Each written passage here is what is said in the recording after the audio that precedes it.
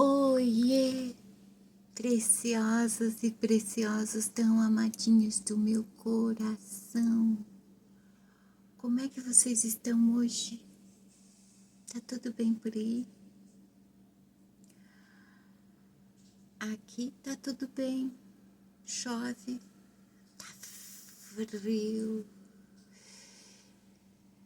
Eu tô um pouquinho... Tô brava.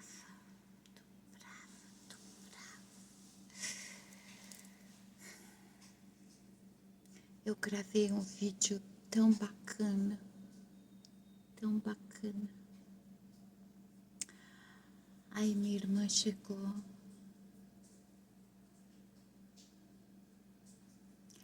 A minha irmã, ela tem alguma coisa de italiano, sabe?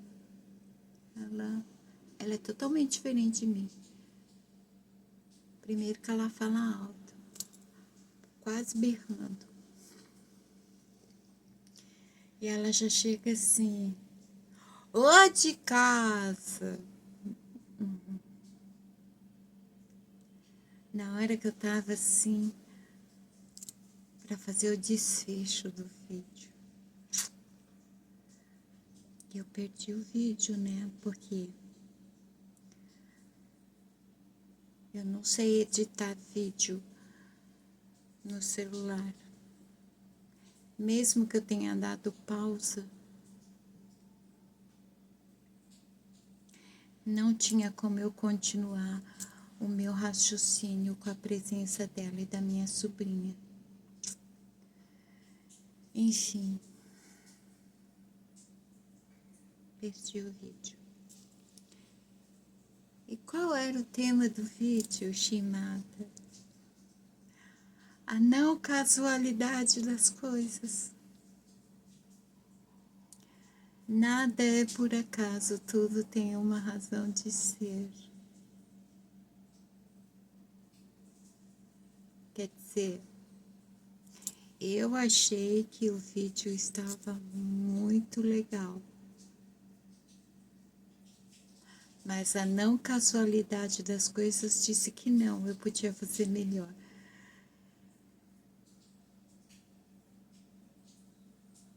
Eu tenho como compreender isso agora? Não. Eu preciso compreender isso agora? Não. O tempo é o senhor da razão. Talvez futuramente eu vá entender.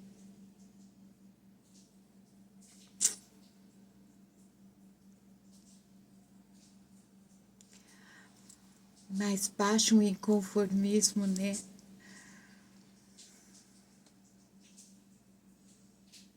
Por quê? Por quê?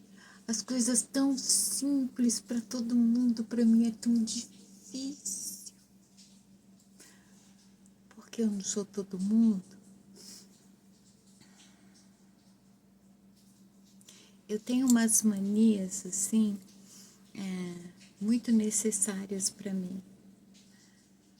Porque eu vivo nos meus hiperfocos. As únicas pessoas que conseguem compreender perfeitamente isso são meus filhos. Quando eu estou ocupada em alguma coisa, eles sabem imediatamente que eu não posso ser interrompida, porque quando eu começo uma coisa, eu só paro quando eu termino. Se eu for interrompida, aquilo com certeza vai ficar inacabado.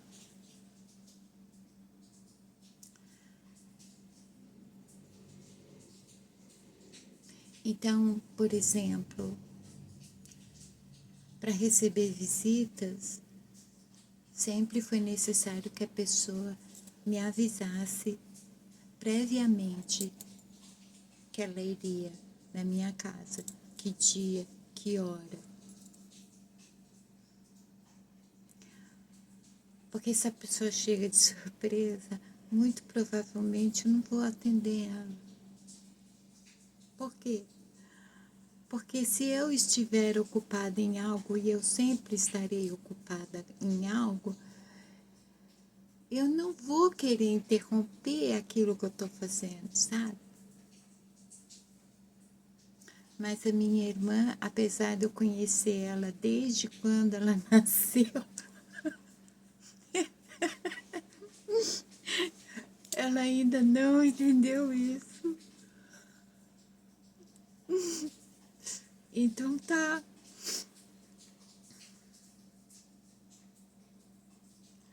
Eu vou regravar o vídeo? Não tem como. Eu sei do que eu tava falando? Sei. Mas, né, eu já tô naquela fasezinha estranha de dificuldade de verbalização, me adaptando novamente pela milésima vez às medicações que eu sempre tomei. Eu não sei como é que vai ficar isso, né?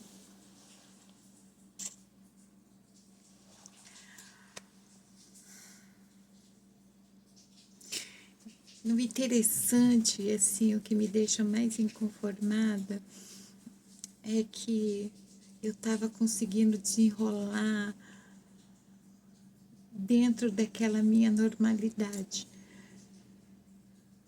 Estava tendo uns travamentos de língua? Sim, isso vai ser sempre normal, né? Não sei se eu já contei para vocês que a minha língua, ela é presa. Às vezes eu tenho uma dificuldade de pronunciar algumas palavras. Se eu forço muito assim de uma vez, eu fico parecendo o Patolino falando. Se for necessário eu repetir ou tentar 2, 3, 4, 5 vezes falar uma palavra que eu tenho dificuldade de pronunciar, eu vou fazer isso na frente de vocês, tá? Mas até aí, em se tratando de mim mesma, é totalmente normal. Então tá. Eu vou tentar recapitular sobre o que eu estava falando no último vídeo.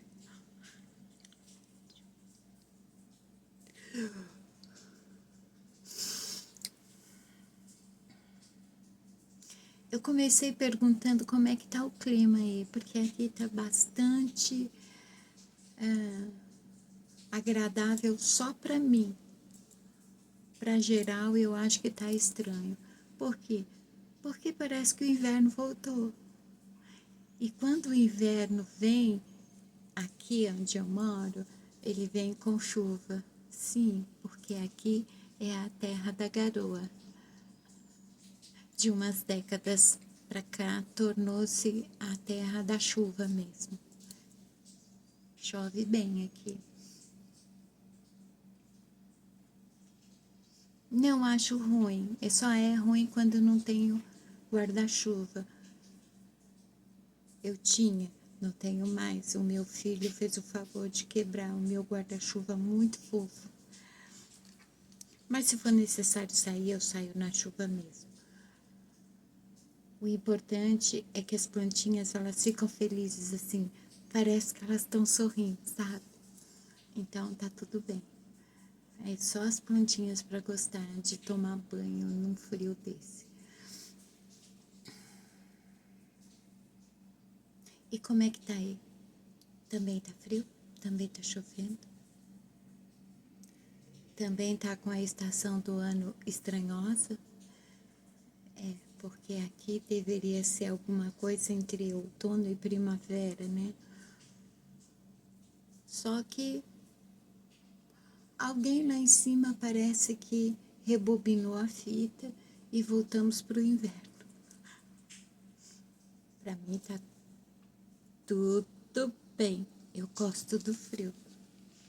Aliás, eu tô muito preocupada e receosa com o verão. Pelo solzinho que teve esses dias, já deu para ter uma noção do que vai ser o verão. Se ele não vier, tá bom, porque o sol tava de arder. E apesar de ser um dia de muito sol, todo mundo estava reclamando, o que foi legal.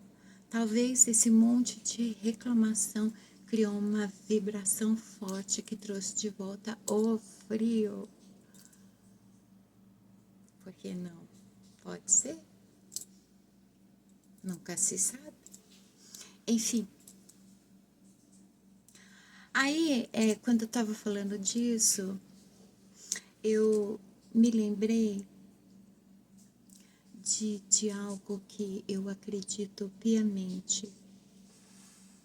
Vocês sabiam que o céu acima de mim não é igual ao céu em cima de vocês? Imagina, estimada, céu é tudo céu. Sim, tudo é céu. Mas esse céu aqui acima de mim, até onde meus olhos conseguem ver, ele tem um comportamento padrão. Até uns anos atrás, ele sempre vivia uma repetição, um ciclo constante e repetitivo, o que deu a ele um comportamento padrão. Se você sair agora na sua janela e olhar para o seu céu, com certeza ele não vai estar se comportando igual ao meu, com chuva ou com sol, não importa, com nuvem ou sem nuvem. Tipo, aqui passa uma corrente de vento de uma forma. Às vezes, quando chega aqui em cima, ele vira para a esquerda e no seu céu ele pode virar para a direita. Às vezes, aqui em cima, ele pode passar reto e aí ele pode passar oscilando. O modo como o vento passa, as correntes de ar lá em cima, alteram o comportamento do vento, influenciam na questão da poluição, que é muita, na umidade do ar, no movimento das plantinhas. As nuvens também. O comportamento delas altera a umidade, o clima e tudo mais.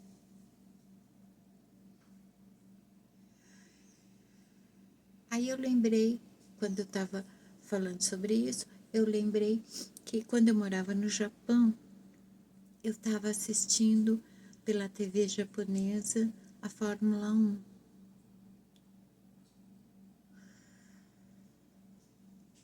E quando estava aquela imagem do capacete do piloto, eu olhei para o céu. E eu falei assim, eu conheço esse céu. E eu ouvi, é tudo céu. Sim, é tudo céu. Mas aquele céu que estava aparecendo na televisão era muito familiar. Eu conhecia ele. Aí eu perguntei, essa corrida está passando no Japão? Aí eu ouvi, não, é no Brasil. O autódromo de Interlagos fica aqui, na zona sul onde eu moro. Neste céu, que tem um comportamento padrão, ou pelo menos tinha, até mais ou menos 8, 10 anos atrás. Porque, se eu não estiver exagerando, até 8, 10 anos atrás, as nuvens começaram a ficar mais baixas. Eu nasci nesse bairro, né? E eu sempre morei nas áreas mais altas. As nuvens, elas sempre tiveram um padrão na altura delas. Mas entre 8 e 10 anos atrás, começaram a ficar cada vez mais baixas. Tão mais baixas que eu passei a fotografar elas com mais frequência. Sim, eu tenho mania de fotografar nuvens. Eu acho lindo. E tipo, às vezes você vê aquela nuvem fofa, toda, e vai ser a única vez que você vai ver na vida, porque ela vai se modificar.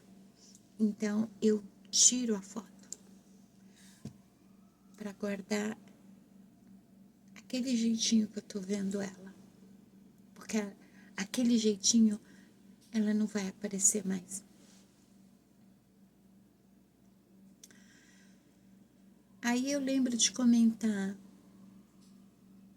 as nuvens estão muito baixas.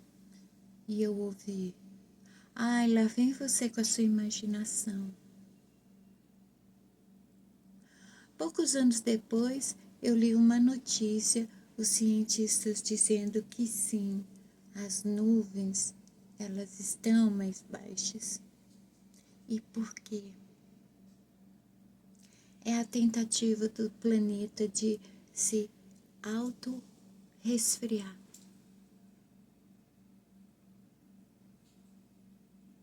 Parece que a gente está perdendo a proteção contra os raios UV. Os raios solares, eles estão vindo assim com muita força. Quando as nuvens, elas triplicam em quantidade, como se estivesse envolvendo o planeta, ela está querendo proteger o planeta destes raios e baixar a temperatura.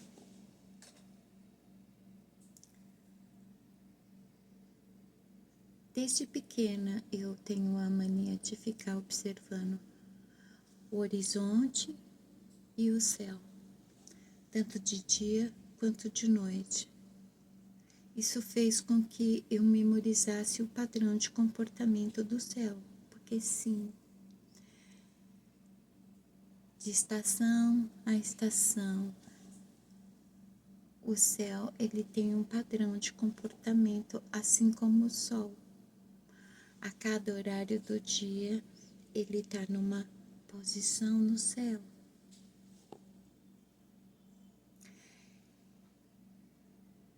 Nós também somos assim. Tudo na natureza, tudo no universo e nós somos assim. Pequenos pedaços de céu formando toda essa imensidão de céu.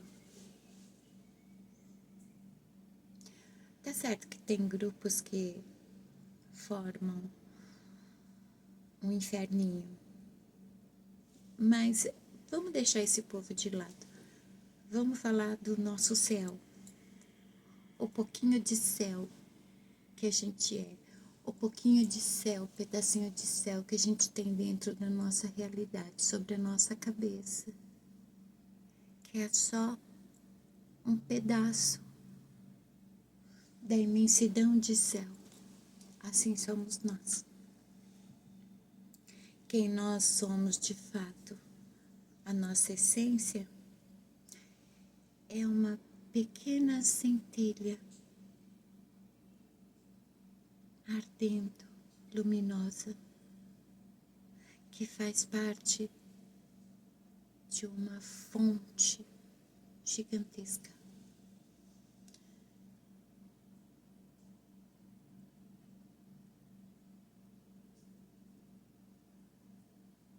Não, eu não tô tentando lembrar o que eu falei depois disso. Eu tô refletindo sobre isso, né?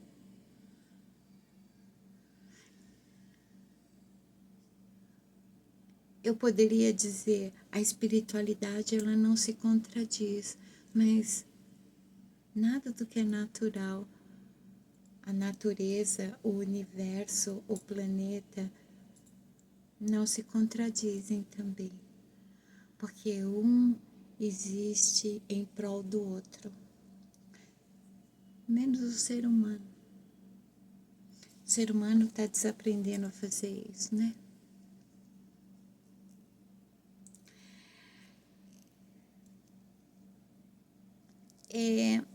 Na verdade, eu vim gravar esse vídeo porque tem um comentário da Adriana, a nossa comentarista oficial do canal, que me deixou bastante reflexiva.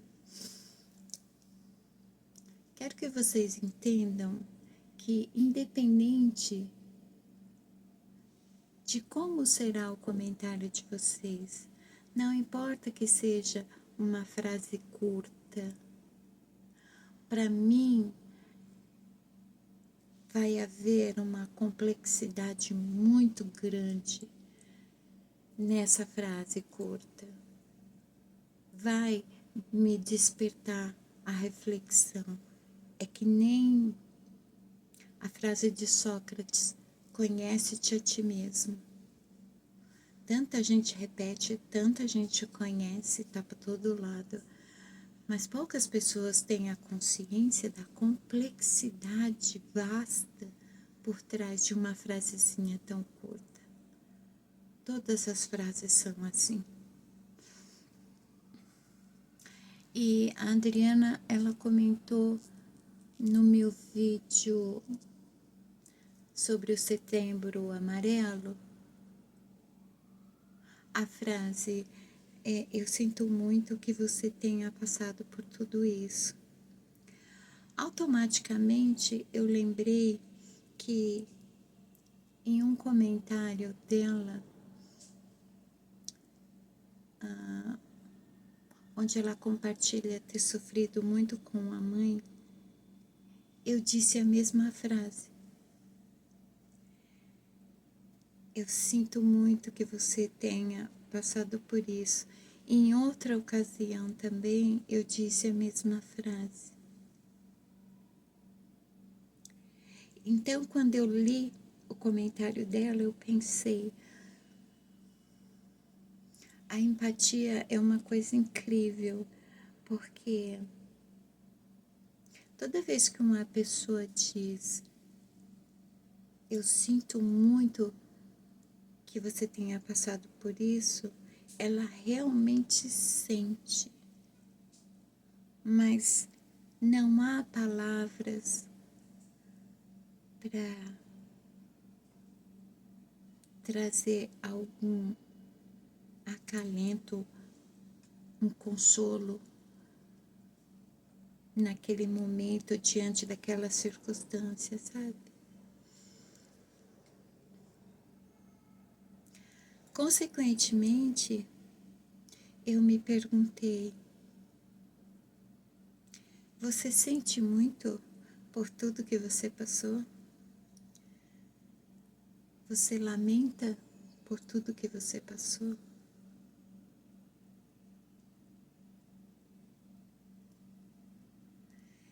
Eu fiquei bem reflexiva. Eu fiquei tão reflexiva que eu esqueci de responder o comentário. Acabei respondendo depois.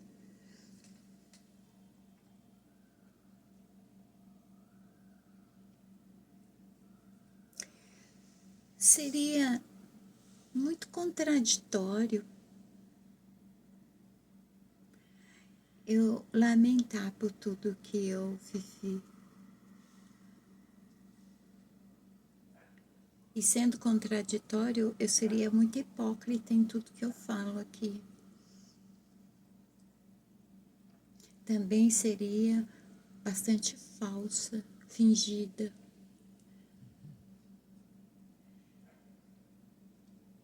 Eu não tenho como lamentar por nada que eu passei.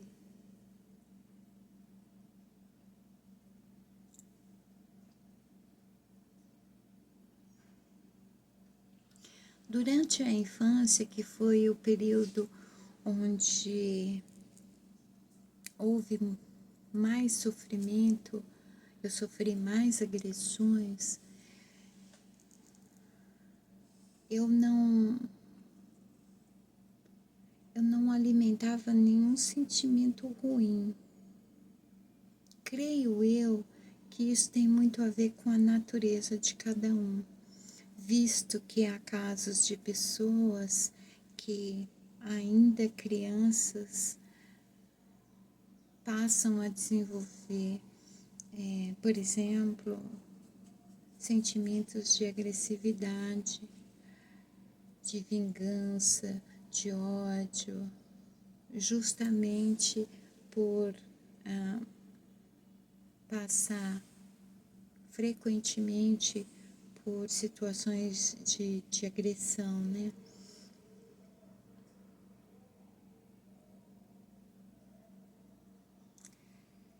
Na minha infância, eu passava por aqueles momentos e esquecia. É como esquecer. Eu não ficava remoendo aquilo que nem os adultos fazem, né? As crianças têm essa dádiva. É igual quando elas estão brincando juntas, em grupo. Às vezes uma briga com a outra, cada um vai para um lado, não dá nem 5 minutos, elas já estão brincando de novo, né? Então, eu sofria as agressões e chorava o que eu tinha para chorar, e depois passava. Eu seguia nas minhas rotinas, no meu modo de viver, como sempre foi. A coisa mudou na adolescência. Na adolescência, eu passei a olhar as memórias de tudo isso, dando uma nova interpretação. Na adolescência, eu passei a ficar revoltada, a sentir ódio, a sentir muito inconformismo, revolta, no sentido de por que comigo? Por que ela fazia isso?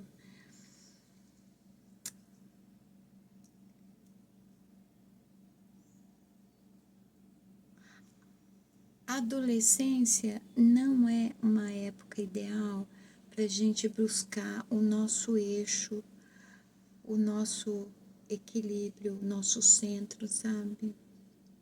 Porque é o período da vida em que nós estamos fluindo, exteriorizando, manifestando ondas de diversos sentimentos e sensações novos que a gente ainda precisa aprender a adestrar. Diferente da criança, por exemplo, que quando está brincando, ela não tem domínio das próprias emoções, então ela grita, ela fala alto, ela corre, é tudo muito intenso, porque ela não sabe controlar as próprias emoções. O adolescente, ele até tem esse controle, mas ele tem que reaprender a controlar, porque há muito do novo e há muito do intenso demais para se reprimir. Há uma necessidade de que venha tudo para fora, que seja exteriorizado, que flua. Ainda assim, foi na adolescência que me veio tipo um fio da meada.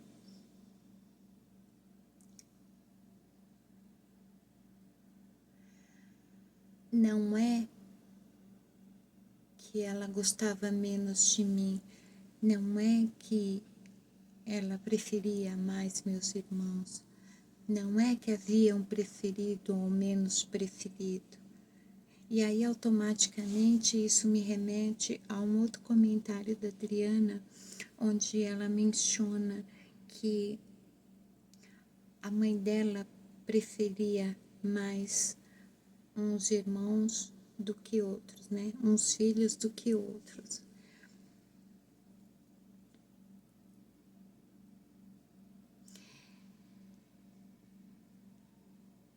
Como mãe, e tendo um filho que tem esse tipo de pensamento,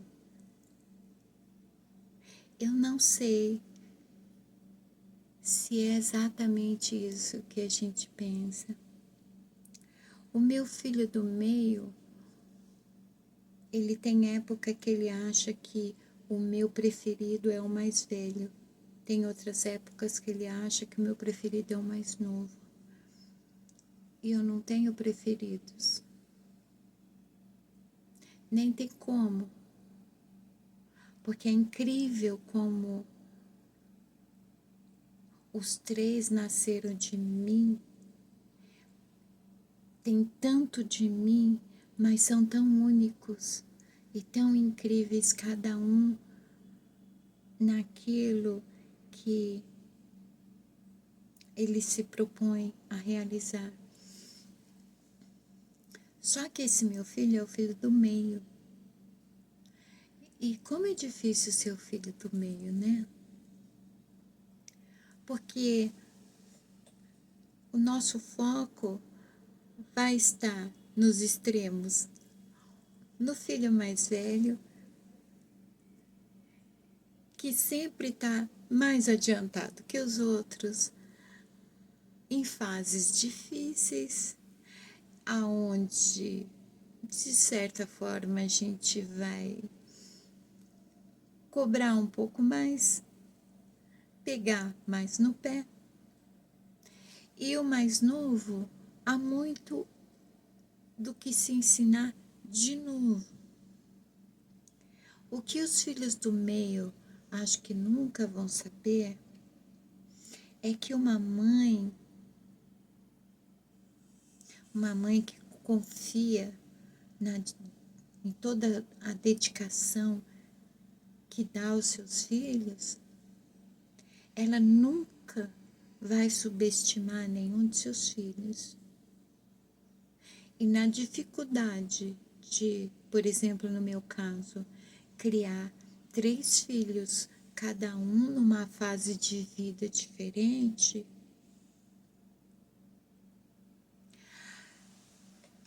há uma confiança que o filho do meio, ele vai aprender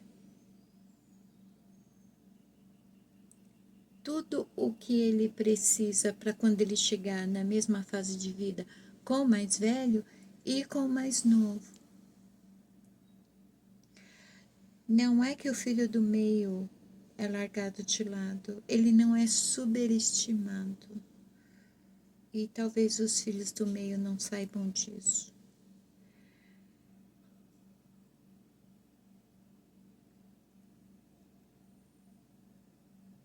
Não saibam disso porque se subestimam. Sim, se subestimam. Se não se subestimassem, já teriam compreendido isso. Ah, mas eu sou filho mais novo.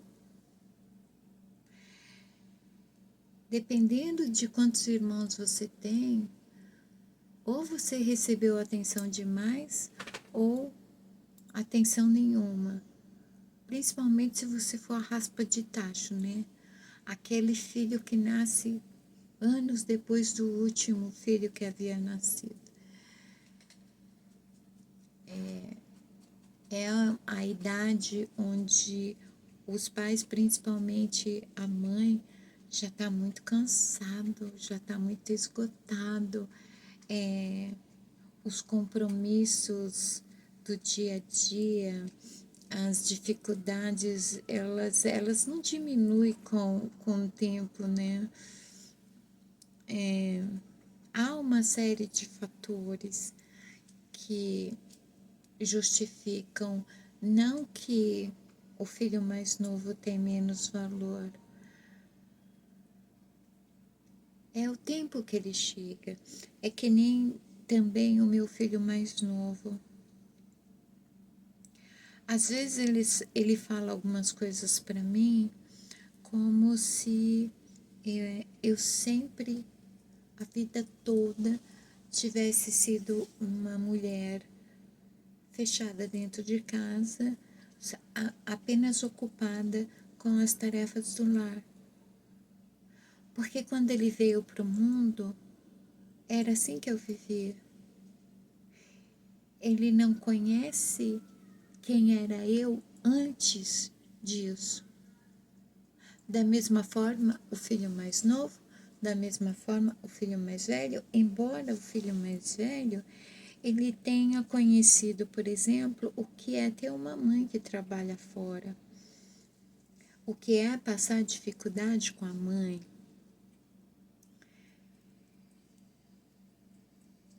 Então, para o filho do meio e para o mais novo, a impressão é que mamãe não sabe o que eu passo. Eu tenho que acordar cedo para trabalhar. Eu tenho que pegar ônibus lotado. E eles mal têm ideia de que já passei por tudo isso e até de modo pior do que eles, porque hoje em dia até que tá bom. Os ônibus estão lotados, mas na minha época eles eram tão escassos que eu sei o que é ir pendurada na porta em dia de chuva. Eu sei, eu sei o que eles passam. Tudo que nós vivemos até termos os nossos filhos e até depois de termos ele, tudo vai contribuir para cada vez mais nós sermos aptas a criar, educar eles, não é?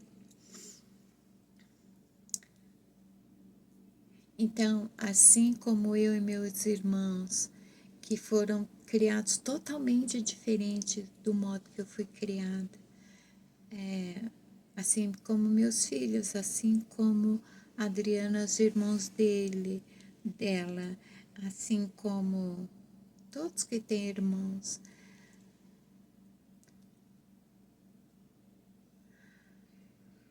Às vezes, nós criamos uma justificativa para algo que de repente nem existe, sabe?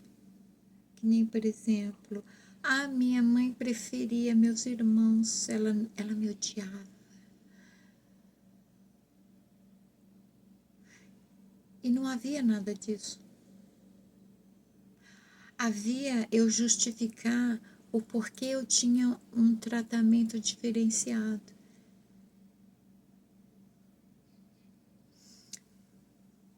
Nós somos predispostos a isso. É como se dentro da cabeça fosse um cômodo vazio.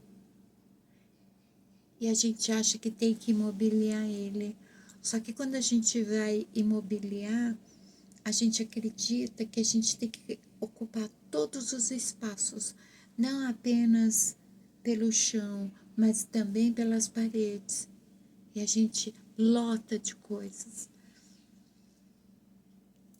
É como se a falta de explicação do outro, a falta de expressão do outro, a falta de atitude do outro nos fizesse desenhar um balãozinho em cima da nossa cabeça e preencher com a justificativa. Nós criamos algo onde não tem nada.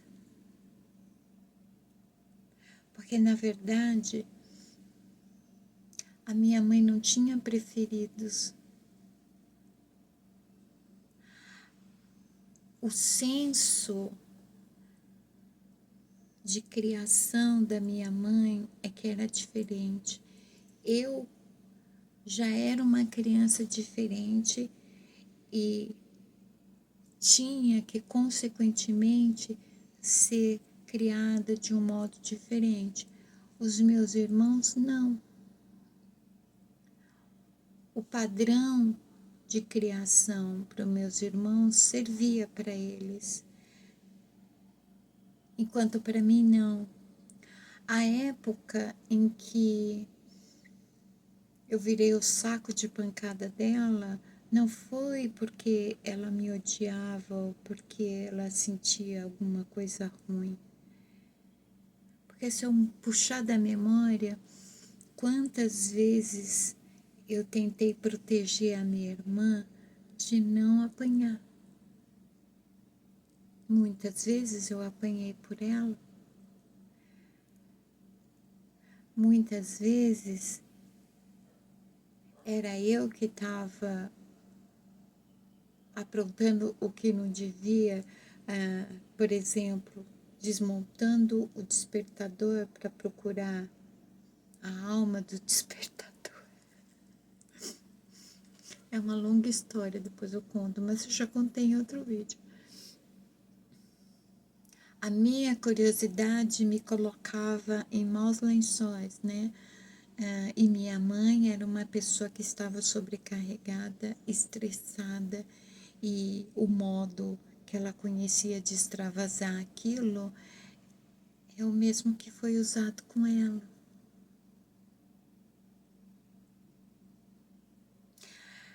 A minha mãe, ela apanhou muito mais na infância dela do que eu, por motivos menos relevantes que eu. Os padrões, sabe? Ao mesmo tempo que no outro vídeo eu queria falar da não casualidade das coisas, eu também estava falando das repetições dos padrões. Porque no final das contas, as duas coisas juntas fazem muito sentido.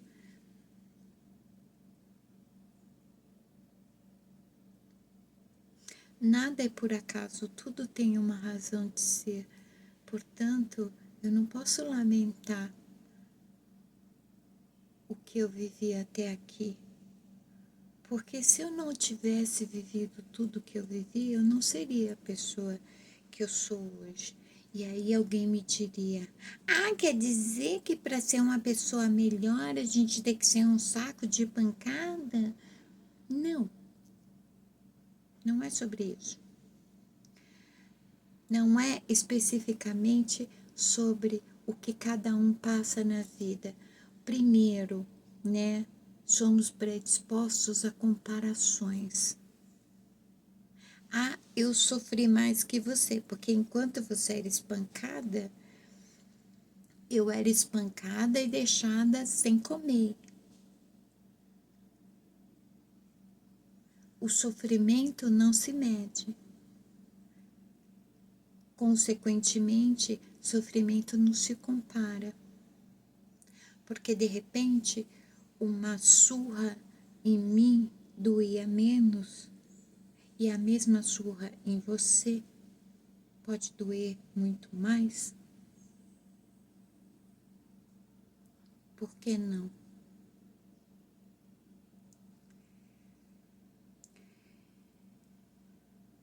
Eu me lembro que chegou um momento que eu apanhava tanto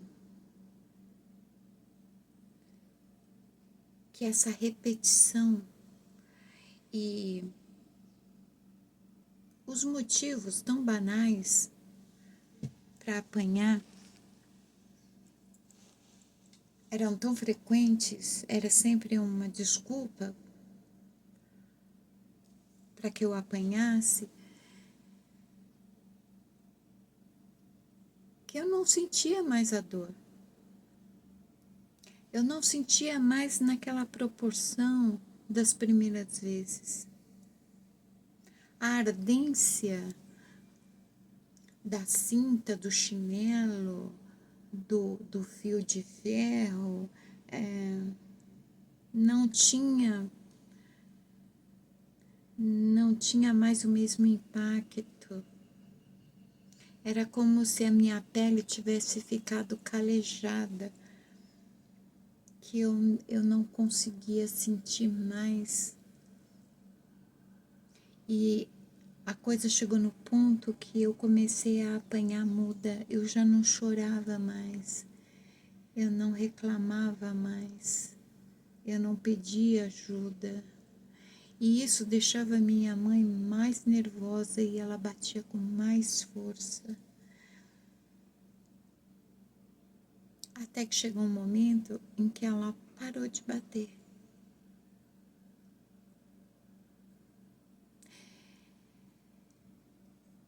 Não é sobre apanhar, não é sobre que tipo de maus tratos nós possamos ter passado, não é sobre as condições em que nós tenhamos vivido, é como nós passamos por tudo isso.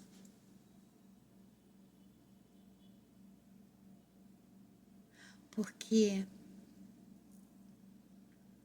ainda na adolescência eu consegui entender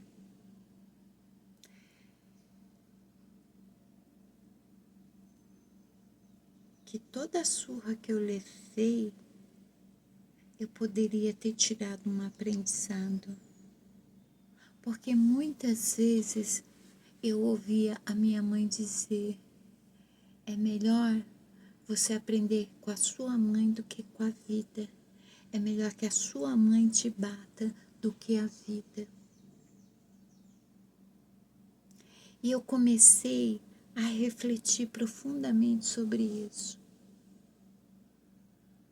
Não era justificando as atitudes dela, é tentando compreender a não casualidade das coisas. Tudo tem uma razão de ser, de alguma forma. Ou pela sua própria escolha, ou pela escolha de outras pessoas. Porque, querendo ou não, nós estamos todos interligados. Nós somos cada um como pontos que vão formando uma gigantesca telha. Somos esse pedacinho de céu que cria toda a imensidão. Uma escolha ou uma atitude de uma pessoa pode desencadear um efeito dominó que vai alterar a vida de várias pessoas.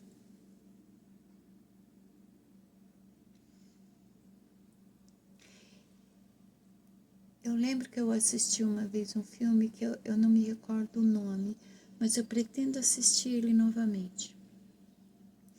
Acho que o ator principal era Kevin Bacon. E se eu não me engano, o filme começa com uma bala em câmera lenta, assim.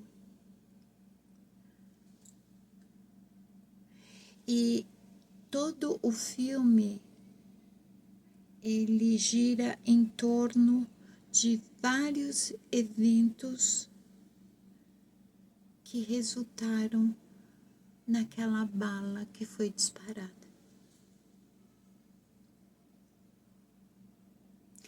É da mesma forma como funciona uma colmeia, um formigueiro ou a empresa que você trabalha. Para sua empresa, a empresa que você trabalha existir, alguém teve uma grande sacada e começou do zero e acreditou e continuou e investiu até ser isso que você conhece, até o dono ter todos os funcionários que possui, até ele poder usufruir daquele pequeno investimento onde ele acreditou e ele continuou se empenhando. As pessoas gostam muito de reclamar do salário, mas a gente não reclama de salário para patrão, sabe? A gente reclama para os políticos, principalmente para esses que ganham excessivamente, não fazendo 1/3 do que o trabalhador de verdade faz ao longo do dia, né? O seu patrão, ele te paga aquilo que a lei determinou. Se você quer um salário melhor, você tem que se dirigir àqueles que mexem com a lei. Mas o seu salário, que você reclama tanto, alguém, ele pode te pagar porque um dia ele acreditou numa ideia, ele se empenhou, ele lutou e hoje ele tem você como empregado. E assim é tudo no mundo, na natureza, no universo, no cosmos. Nada vem do nada, nada cai do céu. Até mesmo para uma bênção chegar para uma pessoa, a vida de várias outras é mexida, é influenciada, é movimentada de alguma forma para que aquela bênção chegue até você, porque nós estamos no universo físico, onde as leis da física prevalecem, nada vem do nada. Não existe o pozinho do pilim-pim-pim, não existe a varinha de condão, que é só sacudir e as coisas aparecem, não existe o gênio da lâmpada, sabe?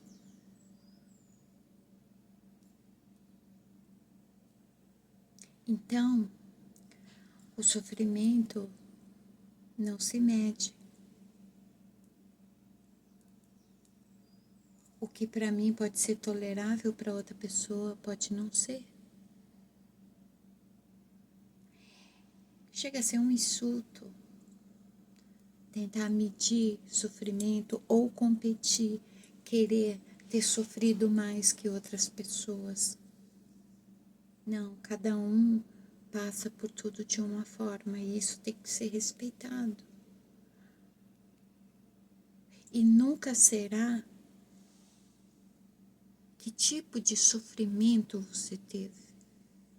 Se foi tortura, se foi maus tratos, se foi agressão, se foi abuso, não importa. É como você passou por tudo aquilo e o que tudo aquilo fez de você. Eu nunca vou esquecer um psiquiatra forense que nós temos aqui no Brasil, acho que o nome dele é Guido Palombo. E ele diz basicamente assim: uma mente sã, se ela tiver passado a infância, adolescência, debaixo de agressão, de abuso, de violência, em determinada idade,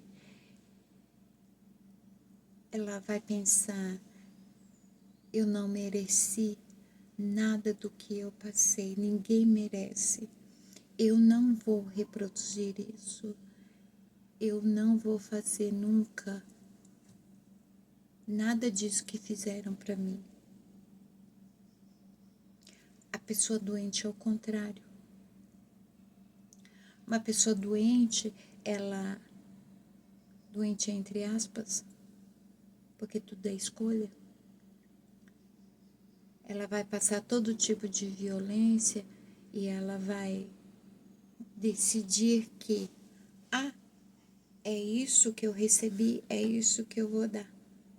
É isso que as pessoas fazem com as outras, é isso que eu vou fazer. Se eu mereci, você também merece.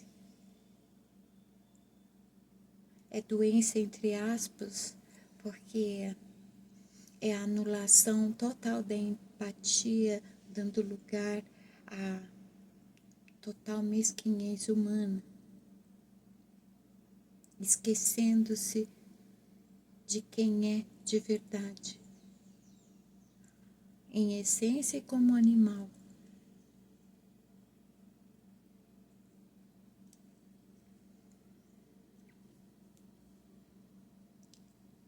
Sempre vai ser como nós lidamos com as coisas.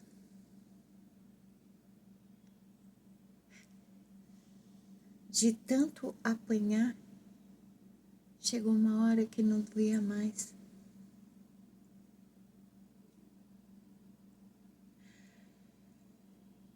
Quando não doía mais, a minha mãe cansou. Eu percebi que eu aprendi a apanhar.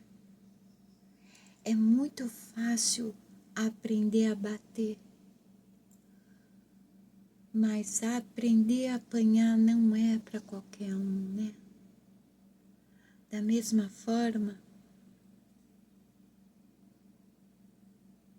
quando você cai e quando você levanta, você aprende a cair e aprende a levantar.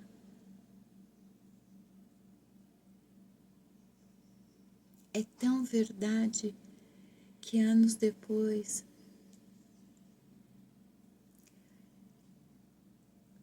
a minha ex-sogra entrou na minha cozinha com tudo, surtando. E ela me deu 3 tapas na cara. Ela tem uma mão grandona e eu não sei até hoje como ela conseguiu fazer isso, porque ela bateu no vai e no volta, com a palma e com as costas da mão, 3 vezes. E ela pôs força. No primeiro tapa que ela deu, eu me posicionei para aguentar os próximos, porque eu sabia que eu não podia reagir. Por quê? Porque é uma senhora bem mais velha que eu, que estava em surto. Se eu reagisse, eu ia estar errada. Então, como eu não tinha como me defender, foi tão repentino, eu me posicionei para aguentar.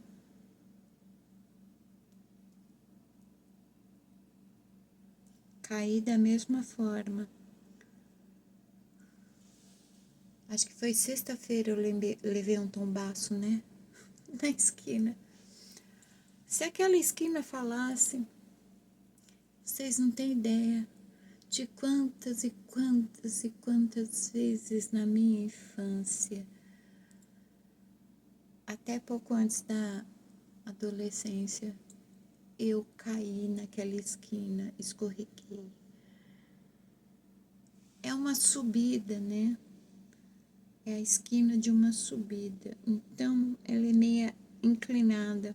Ali tem uma árvore e tá caindo bastante flor ali e tá chovendo.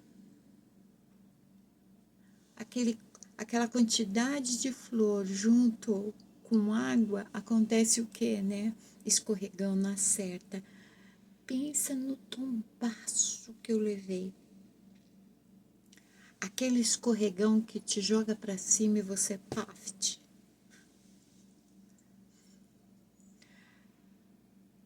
O que eu fiz? Depois que eu caí, eu virei de barriga para cima e fiquei olhando para o topo da árvore. me recuperando, né, das fortes emoções, até que apareceu um rapaz e me ergueu. Machuquei, não. Eu aprendi a cair, porque eu sou craque em cair. Pensa numa pessoa que vive caindo. Escada, então, rapaz. Pessoa quando cai de escada é digna de cena de Hollywood.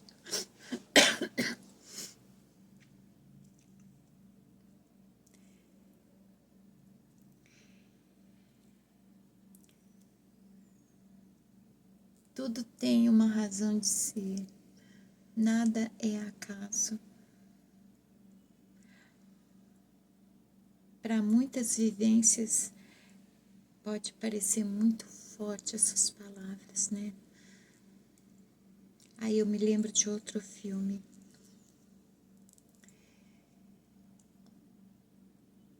Eu acho que na sexta ou sétima vez que eu assisti o filme Sinais, é que eu entendi o que ele realmente estava querendo dizer.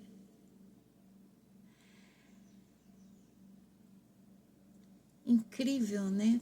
Eu sou uma pessoa que eu sempre li sinais. Eu gosto muito de simbologias. Eu consigo ver sinais em várias coisas, mas eu não consegui ver do filme. Por quê? Porque eu estava focada nos extraterrestres. Essa coisa de extraterrestres mexe comigo. Então, eu não conseguia ver o real significado, a mensagem real do filme. Mas quando foi ali na sexta, sétima vez, e eu já tinha assistido Todo Mundo em Pânico, fazendo uma paródia do filme Sinais, eu já estava mais confortável para assistir o filme. E foi aí que eu percebi que o filme Sinais, ele não se trata dos sinais nas plantações das árvores. São sinais que vão surgindo ao longo da vida, que vão explicando o porquê das coisas. Com o tempo a gente vai entendendo alguns porquês, sabe?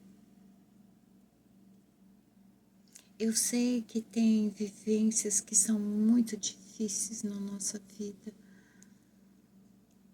Ai, como eu sei. Mas com o tempo a gente entende alguns porquês. A gente entende a não casualidade. A gente entende porque tudo foi exatamente como foi. Eu lembro, eu e meu filho mais velho, nós filosofamos muito, porque nós temos duas coisas em comum, a física e a filosofia. Se eu não tivesse descalculia, eu seria uma grande física. Em vez disso, ele acabou se tornando um físico, né?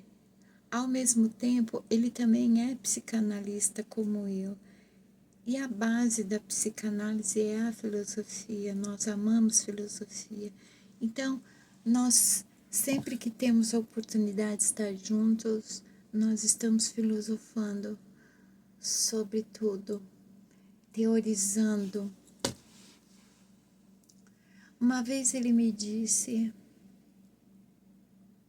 essa semana eu parei para pensar, se eu tivesse vivido as mesmas coisas que os meus irmãos, ou se eu tivesse me misturado com determinados tipos de pessoas, ou se eu não tivesse me dedicado aos estudos, tivesse vivido uma vida de ócio, videogame, casa, dependendo de papai e mamãe. quem é que eu seria hoje?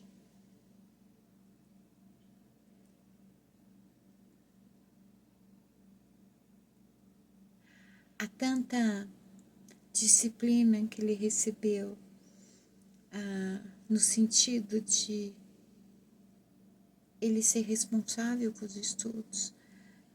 Eu e o pai dele ali sempre em cima, você precisa estudar. Uma que é um desperdício, de fato, pessoas com uma inteligência tão predisposta a desenvolvimento, não estudar. Tem que estudar. Então, o irmão mais velho, de alguma forma, também é visto pelos outros irmãos. Ele tinha, assim, que aprender a responsabilidade de ser exemplo. Por quê? Porque eu ensinava aos 3 que eles precisavam ser exemplo para os outros, em cima daquilo que eles acreditavam, porque assim era a mãe deles. A mãe deles procurava ser exemplo daquilo que ela acreditava, através do que? Da prática. Eu ensinei meus filhos, vocês não vieram a este mundo para ser influenciados, vocês vieram para influenciar, então estudem, estudem de tudo um pouco, estudem sempre, questionem sempre. Para o mais velho, claro, isso foi exigido um pouquinho mais porque ele chegou primeiro, né? Ele já estava mais tempo aqui. Então, nessa conversa, ele estava reconhecendo aquilo que ele reclamou tanto. Poxa, eles me cobram tanto, eles me pedem tanto, eles querem tanto. Então, ele entendeu.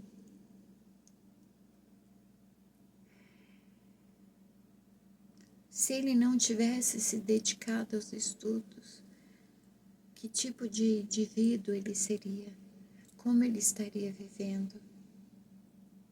Hoje, ele é um professor respeitável, é um cientista. Mas aqui no bairro onde nós vivemos, que tipo de pessoa ele seria se não fosse exigido dele que ele estudasse, que ele tivesse uma crença? Da mesma forma os irmãos dele, porque os irmãos dele não apenas olham para os pais, olha para o irmão mais velho, olha, esse é meu irmão mais velho. Se ele consegue, eu consigo. O irmão mais velho é o exemplo para os outros.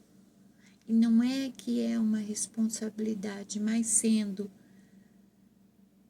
Porque na ordem natural das coisas, quando falta o pai e a mãe, quem é que está lá? É o irmão mais velho, né? Então, não há casualidade nas coisas.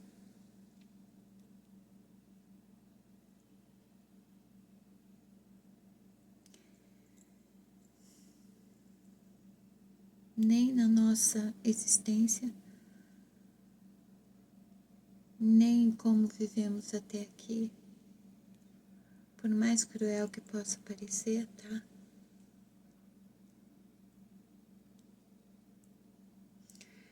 Todos nós estamos no mundo sujeito às coisas deste mundo, no sentido de que a sociedade ela é construída de realizações humanas, entre elas a maldade. Estaremos sujeitos a isso também, a algum tipo de injustiça, de violência, de agressão. Mas não há nenhum decreto que determine que tudo isso acontece para te destruir. Não há lei que diga que toda vez que você é injustiçado, que você sofre, que você se decepciona, você tem que abraçar toda a toxicidade que tudo isso envolve e construir e moldar você.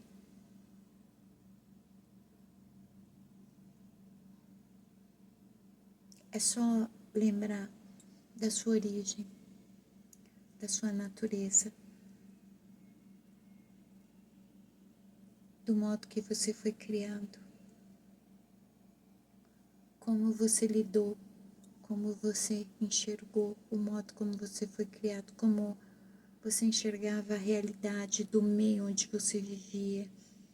Tudo isso é necessário nós questionarmos, mais do que conhecer outras pessoas, mais do que conhecer, por exemplo, celebridades.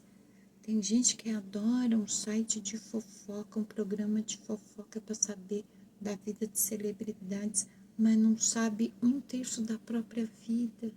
Não. Saiba quem é você, porque você é tão importante quanto a celebridade. A celebridade, ela só é mais exposta que você. Mas você é tão importante quanto. Você entende?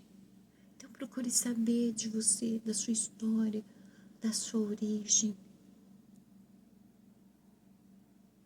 Quem estava ao seu redor? Como estão aquelas pessoas hoje?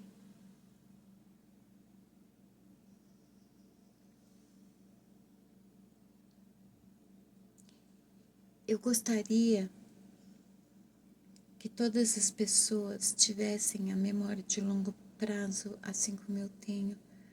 Eu tenho memórias da minha infância, é impressionante. Elas estão tão nítidas que parece que aconteceram durante a semana.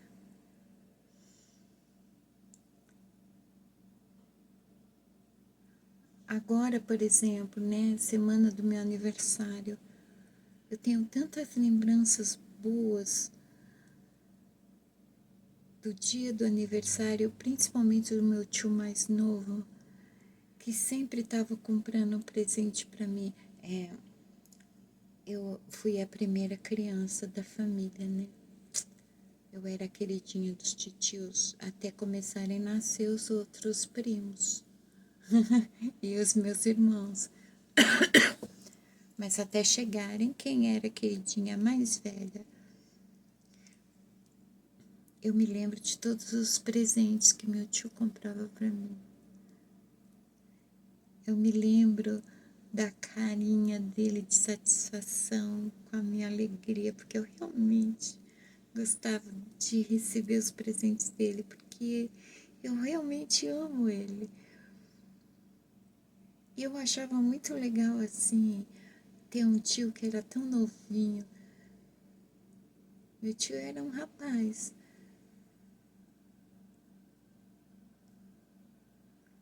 Era um rapaz que eu vi casar com a minha tia, que eu vi ter as filhas dele, sabe? Então, assim, a sua história de vida todinha, desde o começo, cada memória sua, cada vivência sua, é tão importante, é tão rica. É por isso que eu falo do diário, né? Como um modo de perpetuar a sua história. Não fica nessa de que você tem que ser famoso ou celebridade ou podre de rico para a tua história ter importância. Não. Com certeza, na sua história tem muito a ser aprendido. É como as meninas lá do curso da ONG, quando eu fui fazer o curso.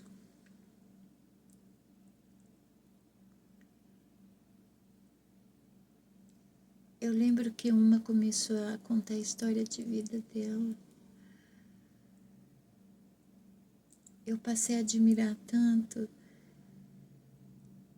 que eu não tenho como não amar. Eu sinto falta das meninas. As meninas perguntam de mim porque elas compartilharam a história delas e nossa,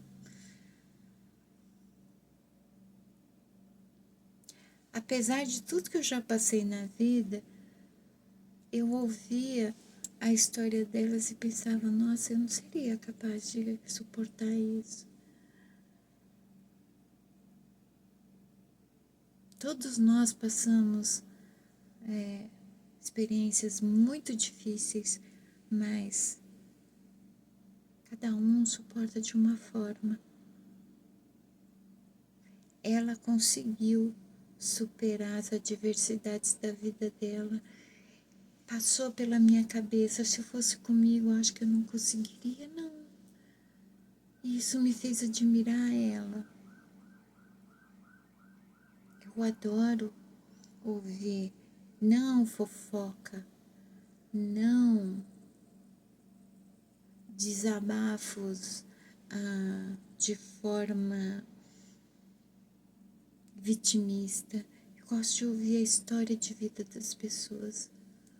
Nossa, como eu sinto prazer quando a pessoa começa a contar como era a infância, como foi a adolescência, como é que cresceu, como eram as pessoas da família, trazer as memórias de volta.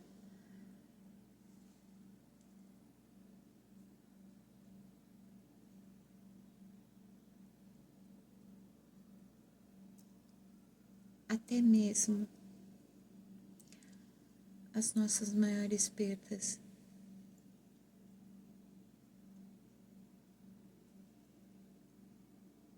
Tudo tem um porquê. A gente não precisa entender agora. Talvez a gente não entenda ao longo da vida. É como, por exemplo, quando eu passei pelo meu divórcio.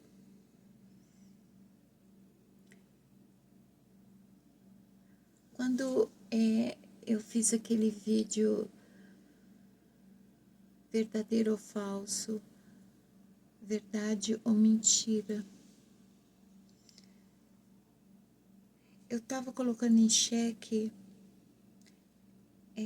a facilidade que as pessoas têm de mentir e a dificuldade que tem de falar a verdade. Eu, muito jovem, eu já me cobrava muito isso. Eu sempre me corrigia quando eu pensava em mentir, porque na verdade eu tenho uma certa dificuldade de mentir. Talvez eu tenha ficado condicionada, não sei, talvez seja a minha condição, mas no meu divórcio eu fui avisada que eu precisava de algo que mudasse a minha situação ao longo do processo, porque senão eu ia sair com uma mão na frente ou até atrás, eu ia perder tudo.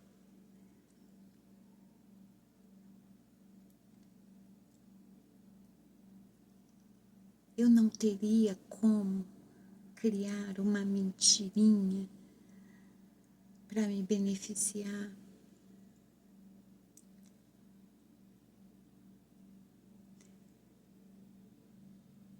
Eu preferi perder tudo do que ter que mentir. Foram 3, 4 anos mais ou menos, não sei, de processo litigioso.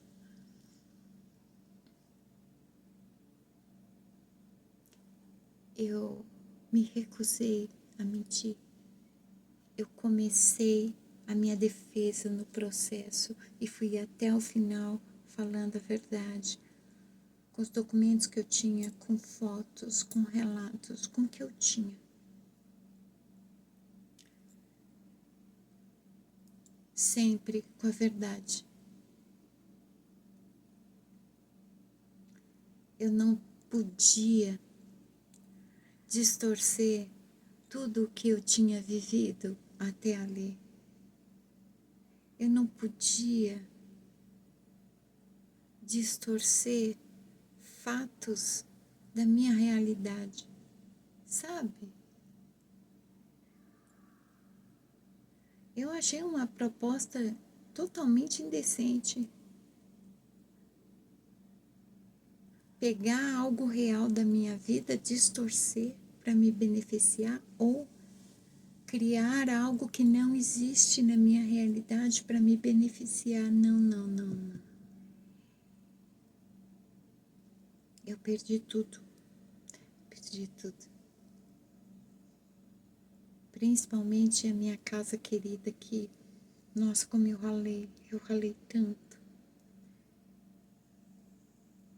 Perdi minha parte da minha casa. E tá tudo bem, sabe por quê? Porque a casa é dos meus filhos. Vai ser dos meus filhos. É isso que importa. Porque eu ralei, eu dei duro para que meus filhos tivessem alguma coisa. Então tá tudo bem.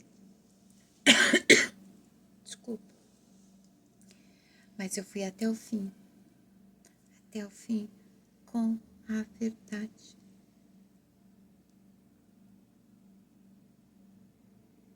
Hoje eu sou capaz de entender o porquê.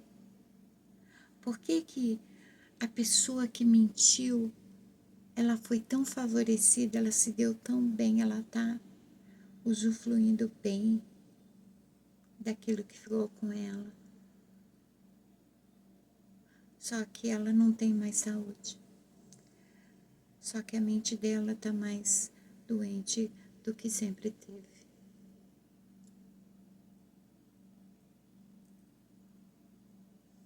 É algo para comemorar? Não. Eu comemoro o fato de eu nunca ter jogado uma praga, nunca ter pedido justiça divina, nunca ter recorrido na justiça, nem dos homens tortos, nem procurado vingança, nada. Eu lutei pela verdade até onde foi possível. Quando aquilo se encerrou, eu simplesmente aceitei. Por quê? Porque nada é por acaso. Tudo tem uma razão de ser. Boa parte daquilo que aconteceu eu já compreendo. Há algo que eu ganhei e não tem valor. A minha liberdade. Mas a minha liberdade não simplesmente de fazer o que quiser, de ir e vir. A liberdade de ser eu. Simplesmente poder ser eu. Sem ser oprimida. Sem ser subjugada. Sem ser torturada. Sem ser manipulada. Não perdi nada. Entende? É isso. Valorizem-se, viu? Valorizem-se. Amem-se. Amem a história de vocês.